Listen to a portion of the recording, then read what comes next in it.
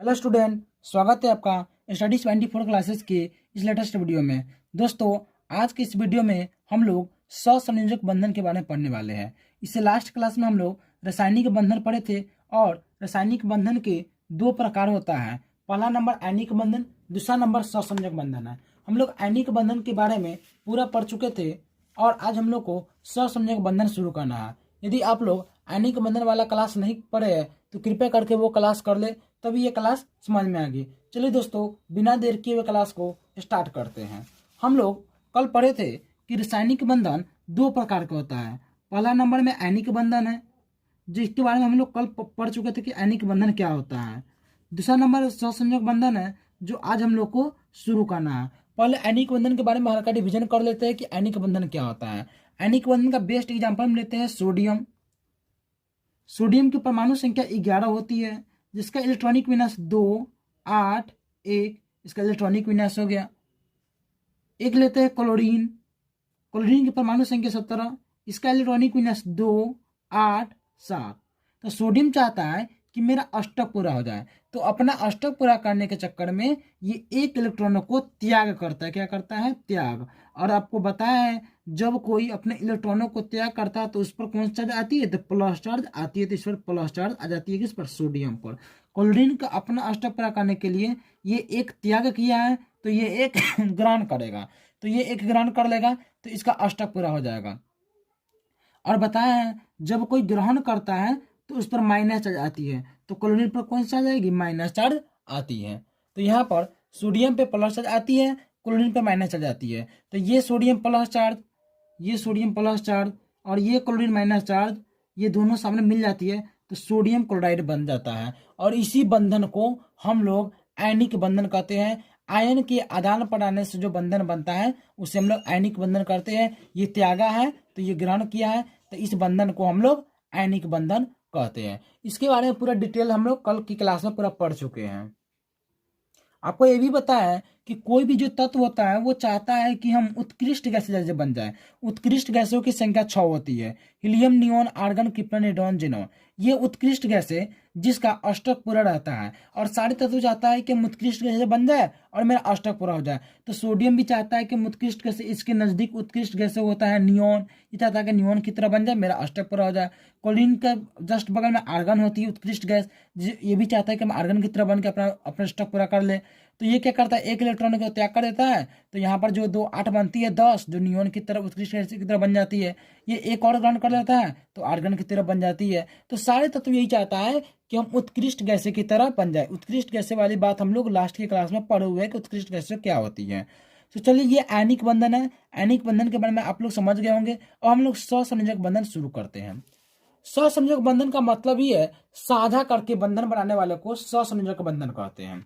जैसे हम एक एग्जाम्पल लेके समझते हैं। ये सहसंयोजक बंधन मतलब साझा करके अपना अष्टक पूरा करता है। जैसे यहाँ पर मान लीजिए एक भिखारी है जिसके पास सब्जी है, एक भिखारी के पास सब्जी है, एक भिखारी के पास रोटी है। एक के पास सब्जी है, एक के पास रोटी है। तो दोनों क्या करेगा?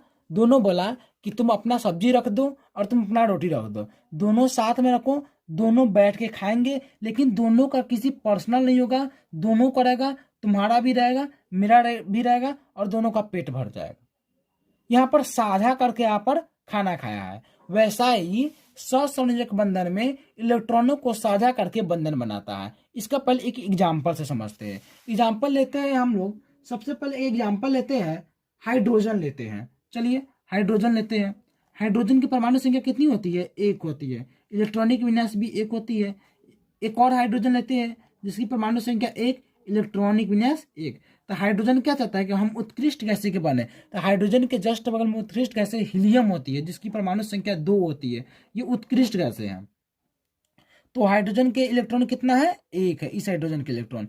और इस हाइड्रोजन के इलेक्ट्रॉन कितना है? 1 है। तो ये अपना एक इलेक्ट्रॉन यहाँ पर रख देता है, अपना एक इलेक्ट्रॉन यहाँ पर होता है, दोनों बीच में अपना एक इलेक्ट्रॉन रख देता है। तो इससे पता चलता है हाइड्रोजन का भी 2 इलेक्ट्रॉन है और इस हाइड्रोजन का भी 2 इलेक्ट्रॉन है, लेकिन किसी का पर्सनल नहीं है। इस हाइड्रोजन का भी 2 इलेक्ट्रॉन होगा, इस हाइड्रोजन का भी 2 इलेक्ट्रॉन होता है। तो यहाँ पर साझा करके जो बंधन बनाता है H2 है, H2 अणु बनाया है, ये साझा करके बनाया है, इसे हम लोग सहसंयोजक बंधन द्वारा यहाँ पर हम लोग अणु बनाए हैं H2। दो हाइड्रोजन परमाणु लिए हैं H जिसका परमाणु संख्या एक, इलेक्ट्रॉनिक विन्यास एक होता है। मतलब हाइड्रोजन के पास एक इलेक्ट्रॉन है। कितना इलेक्ट्रॉन है? एक इलेक्ट्रॉन है। इस हाइड्रोजन के पास भी एक इलेक्ट्रॉन है। तो दोनों इलेक्ट्रॉन क्या करता है, दोनों हाइड्रोजन आमने सामने आ जाता है और दोनों अपना अपना इलेक्ट्रॉन बीच में रख देता है। इससे पता चलता है कि इस हाइड्रोजन का भी दो है और इस हाइड्रोजन का भी दो है। तो जब हाइड्रोजन का दो हो जाएगा तो हीलियम की तरह, उत्कृष्ट गैसें की तरह दो हो जाएगी। तो ये भी इसका अपना अष्टक पूरा हो जाएगा, अपना भी सेटिस्फाइड हो जाएगा। तो यहाँ पर जो बंधन बनाता है साझा करके, इस बंधन को हम लोग सहसंयोजक बंधन कहते हैं। चलिए अब हम लोग इसे नोट्स में देखते हैं सहसंयोजक बंधन क्या होता है। नोट्स में आप लोग देख सकते हैं, जब दो परमाणु के लिए, जैसे यहाँ पर दो परमाणु लिए हाइड्रोजन, क्या लिए हैं? हाइड्रोजन। यहाँ पर दो परमाणु लिए हैं, दो हाइड्रोजन लिए कि नहीं लिए हैं? जब दो परमाणु आपस में इलेक्ट्रॉनों को साझा करके, यहाँ पर देख सकते हैं आपस में यहाँ पर इलेक्ट्रॉनों को साझा किया है, इलेक्ट्रॉनों को साझा करके अपना अष्टक पूरा करते, यहाँ पर अष्टक पूरा किया था करते हैं, तब उनके बीच में बना हुआ रासायनिक बंधन को सहसंयोजक बंधन कहलाता है। या कहते हैं, क्या कहते हैं? सहसंयोजक बंधन कहते हैं। मतलब जब दो परमाणु को ले लेंगे और अपना इलेक्ट्रॉनों को साझा करके वहां पर जो बंधन बनाएगा, उस बंधन को हम लोग सहसंयोजक बंधन कहते हैं। फिर से देखिए, जब दो परमाणु आपस में इलेक्ट्रॉनों को साझा करके अपना अष्टक पूरा करते हैं, तब उनके बीच में बने हुए रासायनिक बंधन सहसंयोजक बंधन कहलाता है। समझ में आ गई होगी कि सहसंयोजक बंधन क्या होती है। जो अपने इलेक्ट्रॉनों को साझा करके अपना अष्टक पूरा करता है, उसे हम लोग सहसंयोजक बंधन कहते हैं। लेकिन किसी का पर्सनल होता नहीं है, दोनों का रहता है। चलिए हम लोग आगे बढ़ते हैं। आप लोग देख सकते हैं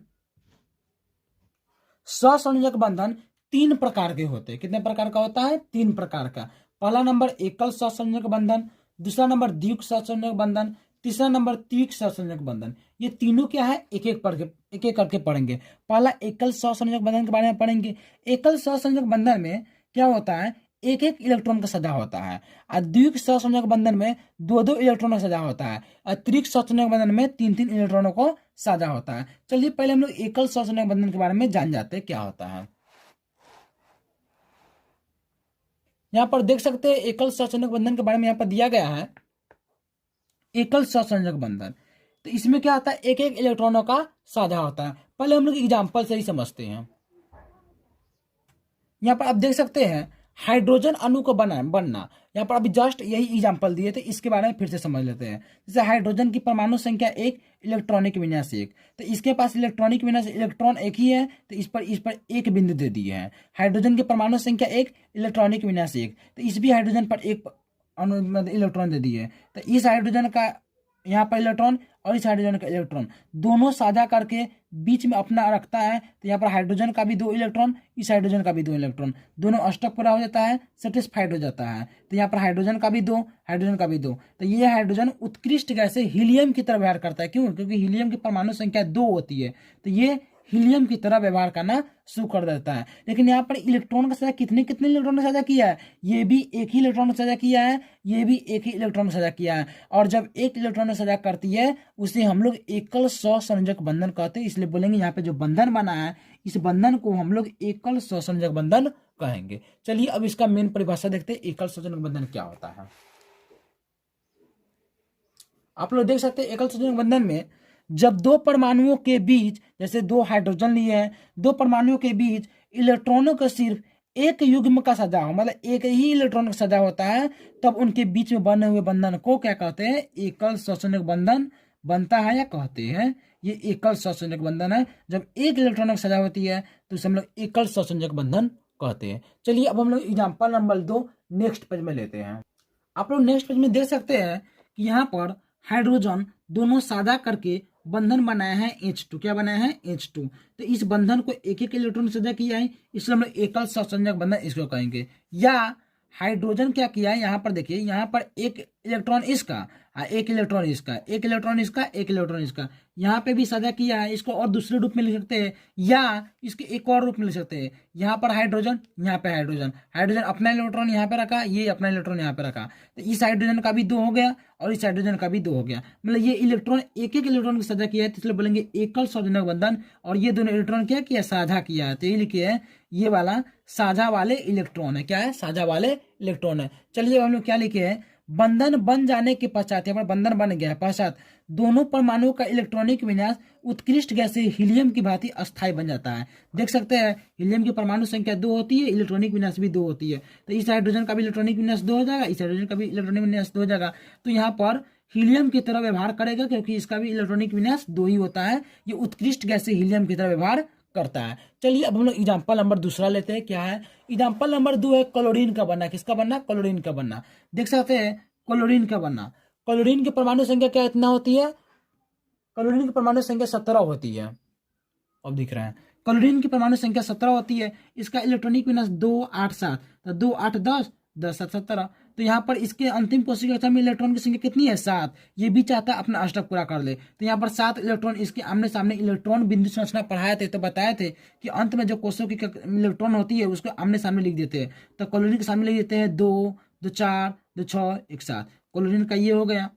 इस क्लोरीन का देखिए दूसरा एक और क्लोरीन लिए है जिसकी परमाणु संख्या 17 होती है, इलेक्ट्रॉनिक विन्यास ये हो गया, तो इसके सामने भी 7 इलेक्ट्रॉन रख दिए, 2 3 4 5 6 7। इसका भी 7 इलेक्ट्रॉन, इसका भी 7 इलेक्ट्रॉन। तो इस क्लोरीन वाले भाग को हम यहाँ पे उठाकर लिख दिए, इस क्लोरीन वाले भाग को हम यहाँ पे उठाकर लिख दिए। चलिए देखते हैं अब हम लोग। यहाँ पे देखिए इस क्लोरीन का 2 2 4 5 6, एक यहाँ पर 7, तो ये क्लोरीन का पूरा 7 हो गया।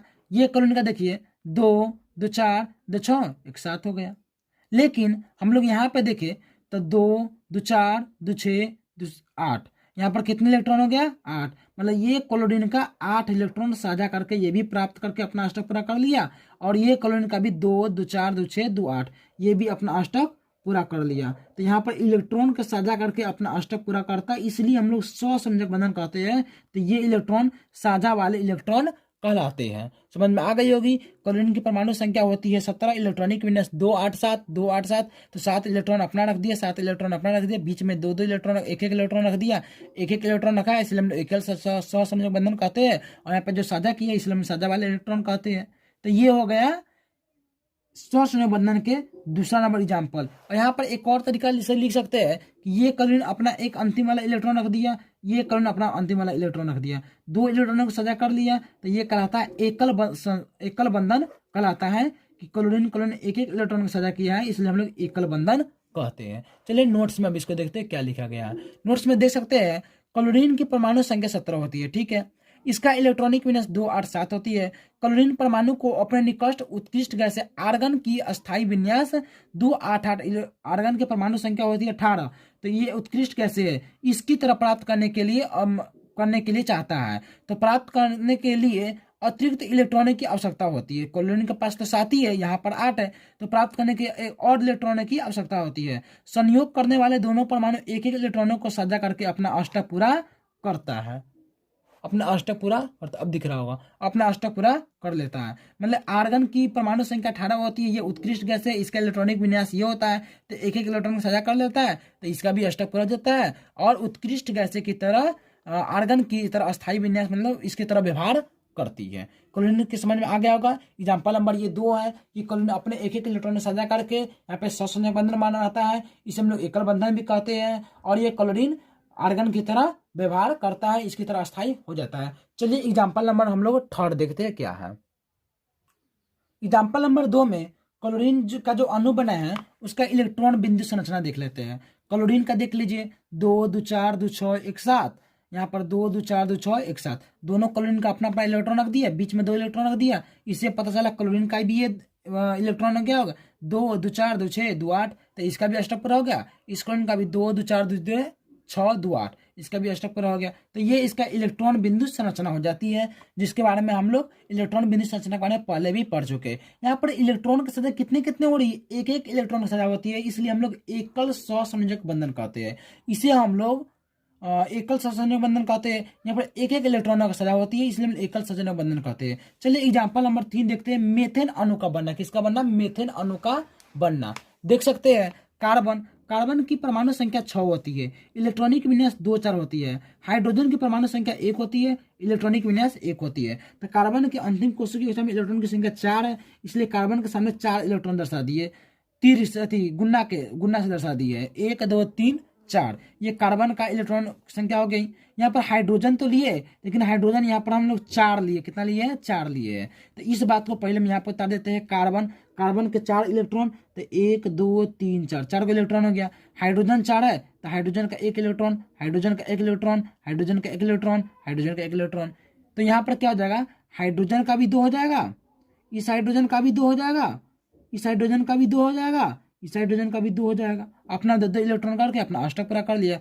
कार्बन बचा, तो कार्बन का ये 2, कार्बन का ये 2, कार्बन का ये 2, कार्बन का ये 2, तो 2 2 4 2 6 2 8 हो गया। तो कार्बन का भी अष्टक पूरा हो जाती है। यहाँ पर 2 इलेक्ट्रॉनों को सजा करके अष्टक पूरा कर लेती है। तो यहाँ पर भी कार्बन भी अष्टक पूरा कर लिया, हाइड्रोजन भी अष्टक पूरा कर लिया। इस बात के एक और देख सकते हैं कि हाइड्रोजन का ये इलेक्ट्रॉन, कार्बन का ये इलेक्ट्रॉन, कार्बन का ये इलेक्ट्रॉन, हाइड्रोजन का ये इलेक्ट्रॉन, कार्बन का ये इलेक्ट्रॉन, हाइड्रोजन का ये इलेक्ट्रॉन, हाइड्रोजन का ये इलेक्ट्रॉन, कार्बन का ये इलेक्ट्रॉन, तो ये अपना भी अष्टक पूरा कर लेता है। और इससे बना CH 1 2 3 4, तो H4, और CH4 को हम लोग मेथेन अणु कहते हैं। क्या कहते हैं? मेथेन अणु। आप लोग इसको याद कर लीजिएगा। अब हम लोग CH4 जो मेथेन अणु है, इसका इलेक्ट्रॉन बिंदु संरचना देखते हैं। देख सकते हैं हाइड्रोजन का 2, हाइड्रोजन का 2, हाइड्रोजन का 2, हाइड्रोजन का 2, हाइड्रोजन का अष्टक पूरा। अब कार्बन का 2 2 4 2 6 2 8, तक कार्बन का भी अष्टक पूरा हो जाती है।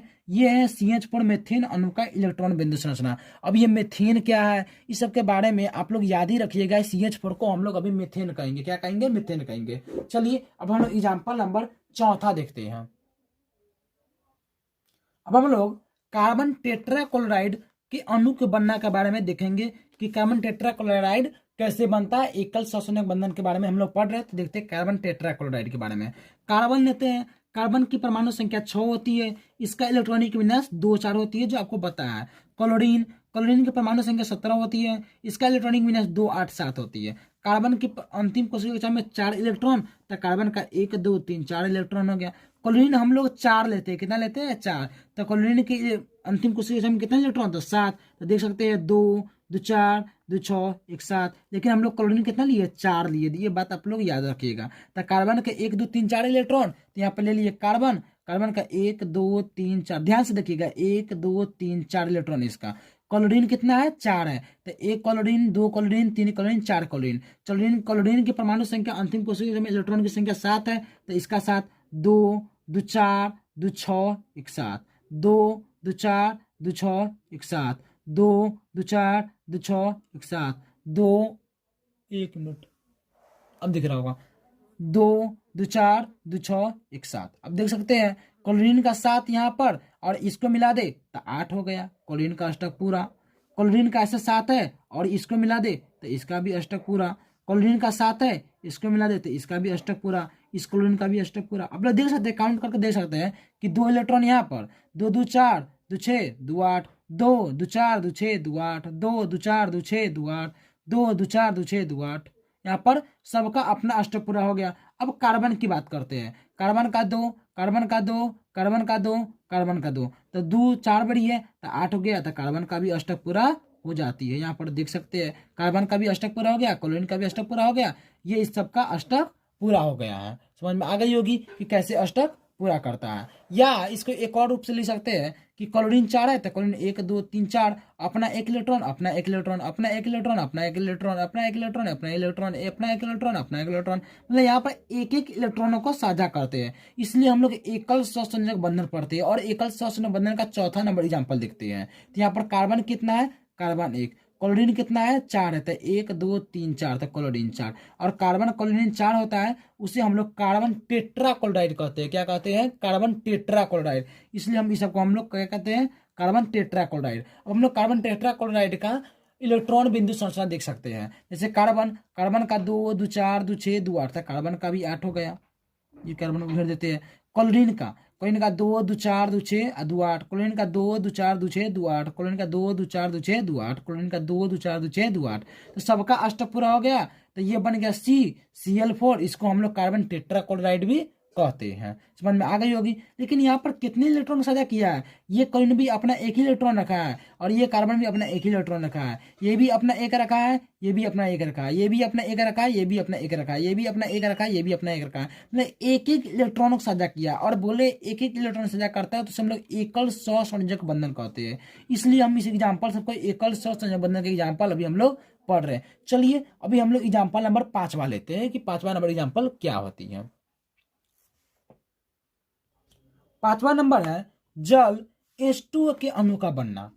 तो देख लीजिए यहाँ पे 2 हम हाइड्रोजन लेंगे, तो हाइड्रोजन की परमाणु संख्या 1, इलेक्ट्रॉनिक विन्यास 1। ऑक्सीजन की परमाणु संख्या 8, इलेक्ट्रॉनिक विन्यास 2 6। यहाँ पर एक और हाइड्रोजन ले लेते हैं जिसकी हाइड्रोजन की परमाणु संख्या 1, इलेक्ट्रॉनिक विन्यास 1। तो यहाँ पर इलेक्ट्रॉन, हाइड्रोजन कितने इलेक्ट्रॉन है, हाइड्रोजन के 1 इलेक्ट्रॉन और ऑक्सीजन के 6, तो 2 दो 4 दो 6। तो हाइड्रोजन का 1 इलेक्ट्रॉन, ऑक्सीजन का 6 इलेक्ट्रॉन और इस हाइड्रोजन का 1 इलेक्ट्रॉन दिख रहा है आपको। तो यहाँ पर क्या हो जाएगा, तो हाइड्रोजन 2, ऑक्सीजन यहाँ पर 6। तो हाइड्रोजन का 1 इलेक्ट्रॉन अपना यहाँ पे रख दिया और ऑक्सीजन अपना 1 इलेक्ट्रॉन यहाँ पर रख दिया। हाइड्रोजन अपना 1 इलेक्ट्रॉन यहाँ पर रख दिया, यहाँ पर अपना ये रख दिया। तो ये भी हाइड्रोजन का 2 हो गया, ये भी हाइड्रोजन का 2 हो गया। और देख लीजिए 2 दो 4 दो 6 दो 8, ऑक्सीजन का भी 8 हो गया। तो यहाँ पर H भी अपना अष्टक पूरा कर लिया, ऑक्सीजन भी अपना अष्टक पूरा कर लिया। और यहाँ पर H का अपना 1 इलेक्ट्रॉन, अपना 1 इलेक्ट्रॉन, ऑक्सीजन का 1 इलेक्ट्रॉन, 1 इलेक्ट्रॉन, इसका 1 इलेक्ट्रॉन, 1 इलेक्ट्रॉन। नहीं, यहाँ पर एक एक इलेक्ट्रॉनों का साझा हुआ है। और बताया है जब जब एक इलेक्ट्रॉन साझा होती है तो उसे हम लोग एकल सहसंयोजक बंधन कहते हैं। तो यहाँ पर हाइड्रोजन भी अपना 1 इलेक्ट्रॉन साझा किया है, इधर ऑक्सीजन भी 1 इलेक्ट्रॉन साझा किया है, इधर हाइड्रोजन 1 इलेक्ट्रॉन साझा किया है, ऑक्सीजन भी 1 इलेक्ट्रॉन साझा किया है। तो एक एक इलेक्ट्रॉन साझा करके यहाँ पर अपना अष्टक पूरा करता है। इसके ये भी समझ में आ गया होगा। तो यहाँ पर देख सकते हैं हाइड्रोजन 2 तो हाइड्रोजन 2, ऑक्सीजन 1 तो ऑक्सीजन 1। तो H2O बन गया, H2O को हम लोग जल कहते हैं। तो जल की इलेक्ट्रॉनिक बिंदु संरचना देख सकते हैं, ऑक्सीजन का 6 यहाँ पर अपना यहाँ पर इलेक्ट्रॉनिक बिंदु संरचना दिया गया है। इसको आप लोग देख सकते हैं, ऑक्सीजन का 6 होता है तो ऑक्सीजन का 6 है, हाइड्रोजन का 1, हाइड्रोजन का 1। तो यहाँ पर भी हाइड्रोजन का 1 1 2 1 1 2, ऑक्सीजन का 2 बढ़ गया तो 6 2 8 हो गया। तो इसका इलेक्ट्रॉनिक बिंदु संरचना हो गया, बन गया H2O, और इसे हम लोग यौगिक कहेंगे। समझ में आ गई होगी। चलिए हम लोग 6ठा नंबर एग्जाम्पल लेते हैं, अमोनिया NH3 अणु का बनना। किसका बनना, अमोनिया NH3 अणु का बनने के बारे में हम लोग पढ़ने जा रहे हैं। देख सकते हैं अमोनिया NH3 अणु कैसे बनता है, ध्यान दीजिएगा। यहाँ पे नाइट्रोजन लेते हैं, नाइट्रोजन यहाँ पर नाइट्रोजन की परमाणु संख्या 7, इलेक्ट्रॉनिक विन्यास 2 5। हाइड्रोजन की परमाणु संख्या 1, इलेक्ट्रॉनिक विन्यास 1। नाइट्रोजन की परमाणु संख्या 7 होती है, इलेक्ट्रॉनिक विन्यास अंत में 5 इलेक्ट्रॉन आती है। तो नाइट्रोजन का 5, 2 1 3 4 5, नाइट्रोजन के 5। हाइड्रोजन के यहाँ पर इलेक्ट्रॉन 1 होती है, तो हाइड्रोजन का 1 इलेक्ट्रॉन। लेकिन हम यहाँ पर हाइड्रोजन कितना लिए, 3 हाइड्रोजन लिए। कितना लिए, 3 हाइड्रोजन लिए है। तो यहाँ पे नाइट्रोजन और 1 2 3 हाइड्रोजन, तो हाइड्रोजन का 1 इलेक्ट्रॉन, हाइड्रोजन का 1 इलेक्ट्रॉन, हाइड्रोजन का 1 इलेक्ट्रॉन, और यहाँ पर इसका 1 2 3 4 5 6 हो गया। तो अब जोड़ लीजिए, हाइड्रोजन का 2, हाइड्रोजन का 2, हाइड्रोजन का 2 और नाइट्रोजन का 2 2 4 2 2 8 हो गया, नाइट्रोजन का 8 हो गया।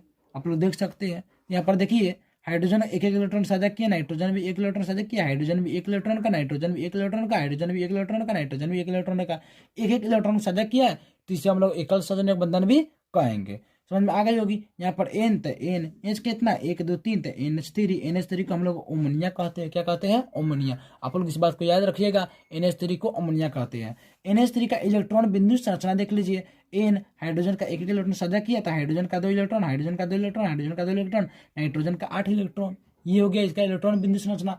मतलब यहाँ पर जितने सारे तत्व हैं, सारे तत्व साझा करके अपना अष्टक पूरा करता है। हर चीज में देखिएगा साझा किया है। लेकिन एक और बात देखिए, यहाँ पर एक एक इलेक्ट्रॉन का ही साझा किया है। इसलिए हम लोग एकल सहसंयोजक बंधन के बारे में ही पढ़ रहे हैं। यदि समझ में नहीं आ रही है तो वीडियो थोड़ा पीछे करके बैक करके देखिए, 1 2 बार देखने से ही समझ में आएगा। ये चीज आप लोग को थोड़ा सा मुश्किल है, लेकिन समझने का प्रयास करेगा तो ये समझ में आ जाएगा। मतलब यहाँ पर एक एक इलेक्ट्रॉनों का साझा करके अपना अष्टक पूरा करता है। हम लोग एकल सहसंयोजक बंधन के बारे में पूरा पढ़ चुके हैं कि एकल सहसंयोजक बंधन क्या होता है। चलिए अब हम लोग द्वि सहसंयोजक बंधन के बारे में पढ़ते हैं। मतलब वहां पर 2 2 इलेक्ट्रॉनों का साझा करेंगे। यहाँ पर आप लोग देख सकते हैं एकल सहसंयोजक बंधन का 6 एग्जाम्पल था। 6 एग्जाम्पल को एक एक करके हम लोग देखे हैं। आप लोग बिना देर किए इसका नोट्स बना लीजिए। अब हम लोग द्विक सहसंयोजक बंधन का शुरू करते हैं। द्विक सहसंयोजक बंधन में दो दो इलेक्ट्रॉनों का साझा करेंगे। देखिए, जब संयोग करने वाले दोनों परमाणु दो दो इलेक्ट्रॉनों का साझा करते हैं तब उनके बीच द्विक सहसंयोजक बंधन बनता है।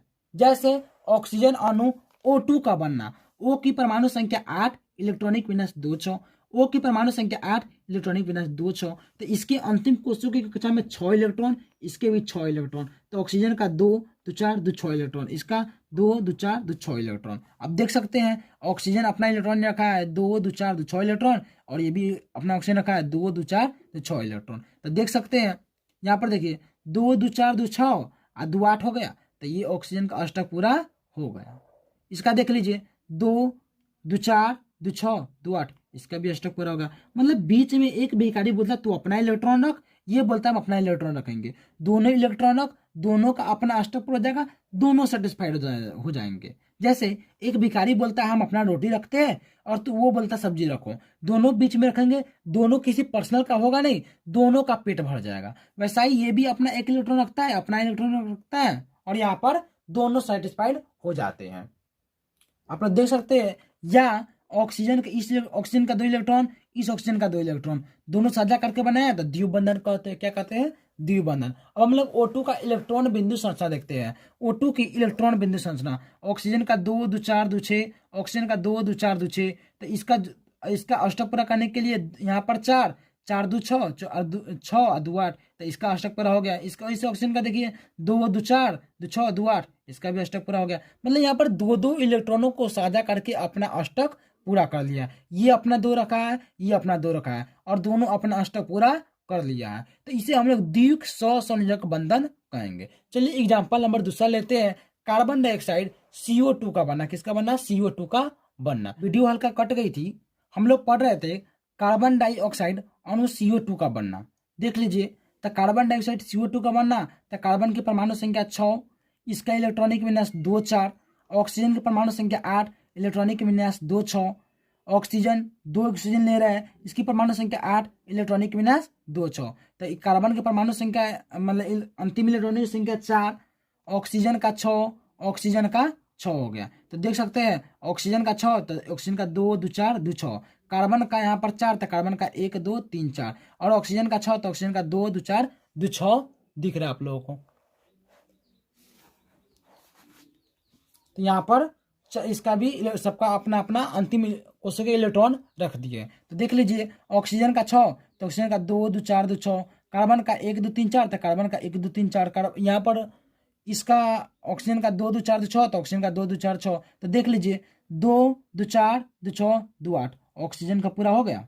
दो दो इलेक्ट्रॉन को साझा कर रहे हैं इस कार्बन का, 2 2 4 2 6 2 8, कार्बन का भी पूरा हो गया, अष्टक पूरा हो गया। इस ऑक्सीजन का देख सकते हैं 2 2 4 2 6 2 8, तो इसका भी अष्टक पूरा हो गया। मतलब 2 इलेक्ट्रॉन तुम रखो, 2 इलेक्ट्रॉन हम रखते हैं, 2 इलेक्ट्रॉन हम रखते हैं, 2 इलेक्ट्रॉन हम रखते हैं। मतलब दो दो इलेक्ट्रॉनों को साझा करके यहाँ पर अपना अष्टक पूरा कर लेते हैं। तो दो दो इलेक्ट्रॉन का रखा, अष्टक पूरा कर लिया। तो ऑक्सीजन का 1 2, कार्बन का 1 2, और कार्बन का 1 2, ऑक्सीजन का 1 2, एक एक दो दो इलेक्ट्रॉन साझा करके यहाँ पर अपना अष्टक पूरा कर लेता है। इसलिए हम लोग इसको द्विक सहसंयोजक बंधन कहते हैं। चलिए अब हम लोग नेक्स्ट पेज में देखते हैं क्या है।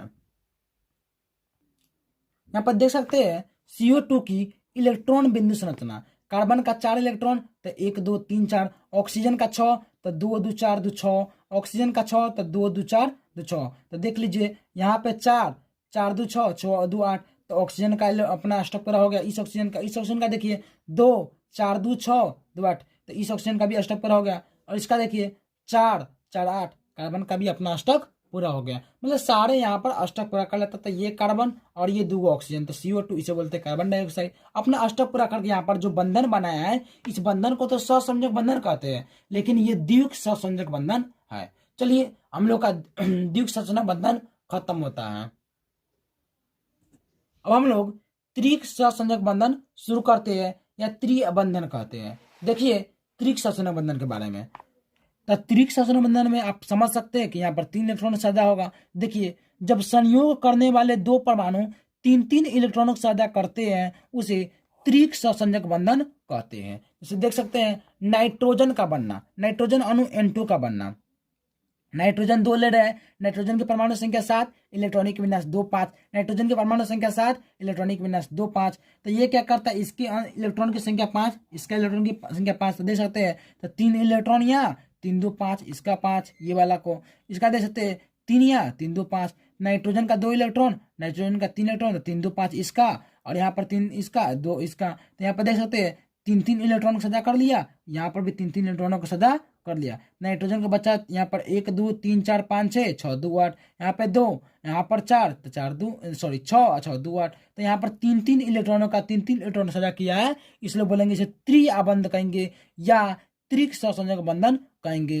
यहाँ पर नाइट्रोजन का देख सकते हैं, नाइट्रोजन का 1 2 3 इलेक्ट्रॉन, नाइट्रोजन का 1 2 3 इलेक्ट्रॉन, 3 3 मतलब इलेक्ट्रॉन सजा किया है, इसलिए हम लोग त्रिबंधन कहेंगे। क्या कहेंगे, त्रिबंधन हम लोग इसको कहेंगे, 3 3 इलेक्ट्रॉनों का साझा किया है। देख सकते हैं N2 का इलेक्ट्रॉन बिंदु संरचना, तो N2 का इलेक्ट्रॉन बिंदु संरचना देख सकते हैं, नाइट्रोजन का यहाँ पर 1 2 3 2 5, नाइट्रोजन का 1 2 3 2 5, नाइट्रोजन का 2 इलेक्ट्रॉन 3 3 इलेक्ट्रॉन साझा कर लिया, ये भी नाइट्रोजन 3 3 इलेक्ट्रॉन साझा कर दिया, अपना अष्टक पूरा कर लिया, तो 3 3 इलेक्ट्रॉन साझा किया है, इसलिए हम लोग त्रिक सहसंयोजक बंधन इसे हम लोग बोलेंगे। समझ में आ गई होगी। जब एक इलेक्ट्रॉन साझा करता है तो उसे हम लोग एकल सहसंयोजक बंधन कहते हैं, 2 इलेक्ट्रॉन साझा करता है तो द्विक सहसंयोजक बंधन कहते हैं, 3 इलेक्ट्रॉन साझा करता है तो हम लोग त्रिक सहसंयोजक बंधन कहते हैं। समझ में आ गई होगी। और इस बंधन को हम लोग सहसंयोजक बंधन कहेंगे, मतलब साझा करके अपना अष्टक पूरा करने वाले बंधन को हम लोग सहसंयोजक बंधन कहेंगे। चलिए अब हम लोग नेक्स्ट पेज में चलते क्या है।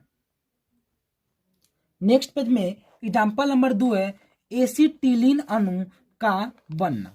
देखते हैं इसको कैसे बनाते हैं। हाइड्रोजन की परमाणु संख्या 1, इलेक्ट्रॉनिक विन्यास 1, हाइड्रोजन की परमाणु संख्या 1, इलेक्ट्रॉनिक विन्यास 1, कार्बन की परमाणु संख्या 6, इलेक्ट्रॉनिक विन्यास 2 4, कार्बन की परमाणु संख्या 6, इलेक्ट्रॉनिक विन्यास 2 4। देख सकते हैं हाइड्रोजन का 1 इलेक्ट्रॉन तो हाइड्रोजन का 1 इलेक्ट्रॉन, हाइड्रोजन का 1 इलेक्ट्रॉन तो यहाँ पर हाइड्रोजन का 1 इलेक्ट्रॉन, कार्बन का 4 तो कार्बन का देख सकते हैं 1 2 3 4, इस कार्बन का 4 तो कार्बन का 1 2 3 4। देख सकते हैं यहाँ पर क्या होता है, इस बात को फिर से यहाँ पे लिख दिए, हाइड्रोजन का 1 2, कार्बन का 1 2 3 1 2 3, तो हाइड्रोजन यहाँ पर 2 इलेक्ट्रॉन इधर आ गया और कार्बन यहाँ पर क्या करता है 3 3 इलेक्ट्रॉन सजा करता है, तो यहाँ पर 3 इलेक्ट्रॉन यहाँ पर, 3 इलेक्ट्रॉन यहाँ पर, तो 3 3 6 और 6 2 8, तो कार्बन का भी अपना अष्टक पूरा होगा। इस कार्बन का देखिए अपना 3 3 इलेक्ट्रॉन सजा किया है, तो 3 और यहाँ पर 3 3 6 और 6 2 8, अपना अष्टक कार्बन भी पूरा कर लेता है। हाइड्रोजन का हो जाएगा हाइड्रोजन का 1 और 2, ये भी अपना अष्टक पूरा कर लिया। जब यहाँ पर ये कार्बन 3 इलेक्ट्रॉन और ये कार्बन 3 इलेक्ट्रॉन, 3 3 इलेक्ट्रॉन सजा किया है, इसलिए बोलेंगे इसे त्रिआबंध हम लोग इसे बोलेंगे। या हाइड्रोजन का देख सकते हैं, हाइड्रोजन का 1 इलेक्ट्रॉन, कार्बन का 1 इलेक्ट्रॉन, यहाँ पर कार्बन का 3 इलेक्ट्रॉन 1 2 3, कार्बन का 3 इलेक्ट्रॉन, हाइड्रोजन का 1 इलेक्ट्रॉन, कार्बन का 3 इलेक्ट्रॉन, यहाँ पर 3 3 इलेक्ट्रॉन सजा किया, इसलिए हम लोग त्रिआबंध हम लोग इसे बोलेंगे। C2 तो C2, H2 तो C2H2, इसे हम लोग एसिटिलीन अणु कहते हैं। क्या कहते हैं, एसिटिलीन अणु हम लोग कहेंगे। और यहाँ पे जो बंधन बना है, इस बंधन को, ये मेरा यौगिक बना है, बंधन तो बना है, तो इस बंधन को हम लोग सहसंयोजक बंधन कहेंगे। लेकिन यहाँ पर C2H5 जो मेरा सहसंयोजक बंधन से मेरा जो यौगिक बना है, इस यौगिक का नाम होता है एसिटिलीन अणु। C2H2 का हम लोग नाम कहते हैं एसिटिलीन अणु। ये मेरा यौगिक बना है किसके द्वारा, सहसंयोजक बंधन के द्वारा। हमारे यहाँ पे जो अन्य यौगिक बना है, इस यौगिक को हम यौगिक बना है, यौगिक का नाम है एसिटिलीन अणु। अब इसका हम लोग इलेक्ट्रॉनिक बिंदु संरचना देख सकते हैं। C2H5H2 का इलेक्ट्रॉन बिंदु संरचना, तो कार्बन का 2, तो कार्बन की परमाणु संख्या इलेक्ट्रॉनिक संख्या 4, तो 1 2 3 1 4, हाइड्रोजन का 1, कार्बन का 4, तो 1 2 3 1 4, हाइड्रोजन का 2, तो इस हाइड्रोजन का 2, इस कार्बन का भी 8 और इस कार्बन का भी 8, हाइड्रोजन का 2, अपने यहाँ पर अष्टक पूरा कर लिया इलेक्ट्रॉनों को सजा करके, और इसे मेरा यौगिक बना है C2H5 जिसका नाम है एसिटिलीन अणु। अब हम लोग सहसंयोजक यौगिक के बारे में हम लोग जानते हैं कि सहसंयोजक यौगिक क्या होता है। इसे पहले परिभाषा देख लेते हैं। सहसंयोजक बंधन वाले यौगिक को सहसंयोजक यौगिक कहते हैं। अब हम जितने सारे बंधन करके हम यौगिक बनाया है, जिसका बनाया है, उस बंधन बनाया है, उस बंधन को हम लोग सहसंयोजक यौगिक कहेंगे। चलिए कुछ हम लोग सहसंयोजक यौगिक के एग्जाम्पल हम लोग देख लेते हैं कि सहसंयोजक यौगिक के एग्जाम्पल क्या क्या है। अभी हम लोग सहसंयोजक यौगिक के उदाहरण देखते हैं कि सहसंयोजक यौगिक के उदाहरण क्या क्या होता है। आप लोग देख लीजिए, सहसंयोजक यौगिक के उदाहरण है methane CH4, ethane C2H6, propane C3H8, butane C4H10, ethylene C2H4, acetylene C2H2, जल H2O, ammonia NH3, carbon dioxide CO2, hydrogen chloride HCl और कार्बन डाइसल्फाइड CH2। आप लोग इसका स्क्रीनशॉट ले लीजिए। ये सहसंयोजक यौगिक के उदाहरण है। ये जितने उदाहरण लिखे हैं, इस उदाहरण का स्क्रीनशॉट ले लीजिए और इसको नोट्स में इसके जस्ट नीचे लिख लीजिएगा। चलिए दोस्तों, हम लोग का सहसंयोजक यौगिक भी आज खत्म हो गया। कल हम लोग इसे आगे बढ़ेंगे और इस क्लास को क्या करिए, ज़्यादा से ज़्यादा लाइक करिए, कमेंट करिए, शेयर करिए। चलिए क्लास को यहीं पर एंड करते हैं। Thank you.